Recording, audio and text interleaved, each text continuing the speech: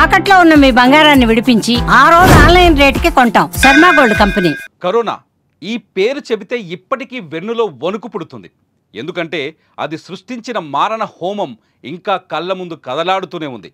సొంత బంధువులు చనిపోయినా కనీసం చివరి చూపు చూడలేని పరిస్థితి. కొన్ని సందర్భాల్లో మన సొంత వాళ్ళు మరణించినా తలకొరివి పెట్టలేని దారుణ పరిస్థితులుండేవి. ఎక్కడి వారు అక్కడే పిట్టల్లా రాలిపోయిన సందర్భాలు ఎన్నో. ఒకటా రెండా కరోనా సృష్టించిన కల్లోలం తలుచుకుంటే భయం పుడుతుంది. అదిగో అలాంటి కరోనా మళ్ళీ కోరలు చాచి విజృంభిస్తుంది. హాంకాంగ్, సింగపూర్లో కరోనా వైరస్ వ్యాప్తి అక్కడి ప్రజలను భయాందోళనకు గురి చేస్తోంది.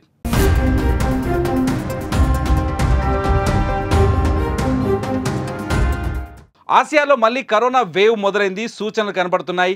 హాంకాంగ్, సింగపూర్లో కరోనా కేసులు పెరుగుతుండడంతో స్థానిక అధికారులు ప్రజలని అప్రమత్తం చేశారు. ముఖ్యంగా హాంకాంగ్లో వైరస్ వ్యాప్తి ఎక్కువగా ఉందని స్థానిక అధికారి హెచ్చరించారు. అలా ఆయన హెచ్చరించడానికి కారణం ఇటీవల శాంపిల్స్లో పాజిటివ్ కేసుల్లో వందల్లో తేలడమే. ఇకపోతే ఈ ఏడాది ఈ స్థాయిలో కోవిడ్ పాజిటివ్ రావటం ఇదే తొలిసారని చెబుతున్నారు.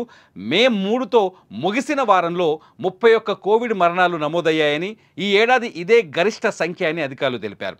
2 ఏళ్ల నాటి కోవిడ్ ఇన్ఫెక్షన్ దశతో పోలిస్తే కేసుల సంఖ్య తక్కువగానే ఉన్నప్పటికీ పరీక్షల్లో వైరల్ లోడ్ పెరుగుతున్నట్టు అధికారులు గుర్తించారు.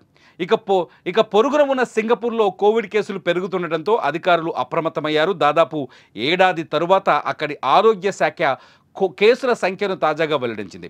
మే 3తో ముగిసిన వారంలో కేసుల సంఖ్య 14,200గా ఉందని, అంతకు ముందు వారంతో పోలిస్తే ఇది 28% ఎక్కువని అధికారులు తేల్చి చెప్పారు.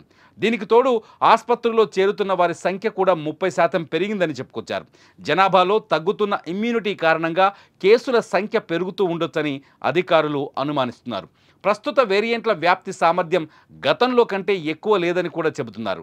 వ్యాధి తీవ్రత కూడా మునుపటిలాగానే ఉందని వివరించారు. దీంతో ప్రజలు అప్రమత్తంగా ఉండాలని అధికారులు సూచిస్తున్నారు. టీకాలను వేసుకోవాలని, కోవిడ్ ముప్పు ఎక్కువగా ఉన్నవారు బూస్టర్ డోసులు తీసుకోవాలని చెబుతున్నారు. సాధారణంగా శ్వాసకోశ సంబంధిత తీవ్రత చలికాలంలో ఎక్కువగా ఉంటే కోవిడ్ మాత్రం ఎండాకాలంలో కూడా కనిపిస్తుండడంతో అధికారులు అలర్ట్ అయ్యారు.